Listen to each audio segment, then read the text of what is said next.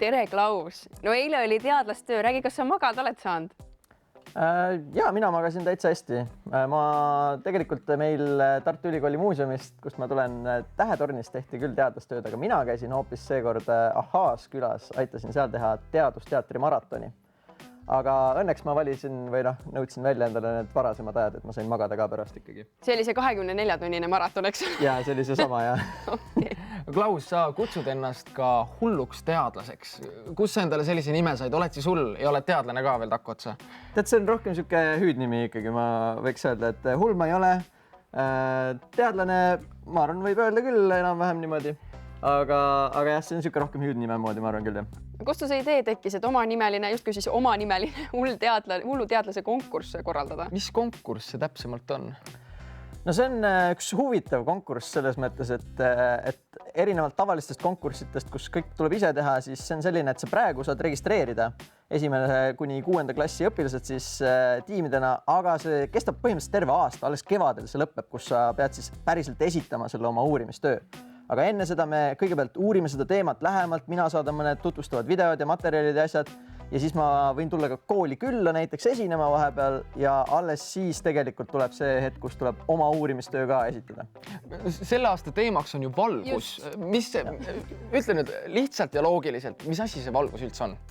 No see ongi hästi lihtne ja loogiline. See on nii osake kui laine ja selles mõttes, et see on suur spekter, millest meie näeme ainult osa. Ei, aga päriselt selles mõttes, et valgus ongi väga keeruline ja väga põnev. Et minu arust, mida rohkem selle kohta tead, seda põnevamaks see kindlasti läheb. Aga hull teadlane, mis on kõige põnevam asi, mida sa valguse kohta tead? Kõige põnevam asi? No ma arvan, et kõige põnevam asi ongi see, et me päris täpselt selles mõttes ei saa öelda, et me teame päris hästi, mis see valgus nagu on. Et tal on nii selliseid laineomadusi kui ka osakese omadusi.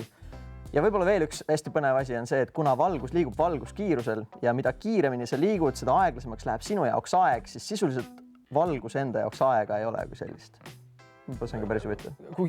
Kui kiire valgus on? Valgus liigub valguskiirusel.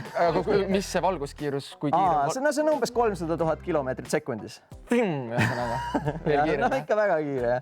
Kuidas sinu konkursist osa saab võtta?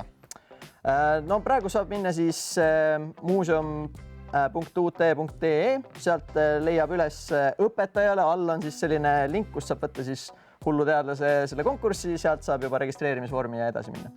Ja nagu ma õigesti aru saan, siis sul on ka täna siia stuudiosse kaasa võetud paar asja inspiratsiooniks. Ja ma tahtsin natukene näidata veidraid asju juba valguse kohta. Näita meile. Saab. Kuna mul on see uurimistööde konkurss tulemas siis valguse teemal, siis ma võtsin kaasa siia 3 prožektorit, mis teevad 3 eri värvi valgust. Ja me vaatame, mis juhtub, kui neid valguseid kokku segada omavahel. Kui põnev. No vaatame, tuled kustu. Mis siin siis nüüd täpselt on? No siin on erinevad värvid. Näiteks, mis värvi sa siin näed? Kollane. Kollane. Väga hea. Miks paistab kollane, mis sa arvad? Äkki sellepärast, et punane ja roheline teevad kokku kollase? Väga õige. Sest siin kollast lampi ei ole, eks ole. Meil on ainult punane lamp, roheline lamp ja sinine lamp. Aga see koht, kus punane ja roheline kattuvad, seal paistab meile kollane. Ja no mis sa siin näed? Mis sa selle kohta ütleksid? Nüüd nagu hele sinine ei või? Jaa, hele sinine. Selle kohta võiks öelda ka tsüaniid näiteks. Ja see? Lillakas roosa. Lillakas roosakas. Selle kohta ütleks siis magenta. Ja kusjuures huvitav on see, et niimoodi kokkuliites tulevad siis need kollane, tsüaniid ja magenta. Need jällegi printerites kasutatakse just neid värve. Ja siis sealt sa saad kõik erinevad värvid. Aga telefonis näiteks, kui sul on, siis sa vaatad hästi lähedalt seda pikslit kuidagi sa näeksid. Siis su telefonis ka kõik need erinevad värvid tulevad tegelikult ainult punasest, rohelisest ja sinisest kokku. Sest meie silmad tajuvad tegelikult ainult neid värve. Et nad on kõik erineva lainepikkusega ja meie silmad kahjuks või õnneks näevad ainult neid 3, aga nad suudavad kogu selle kirju maailma ainult nende 3 pealt kokku panna.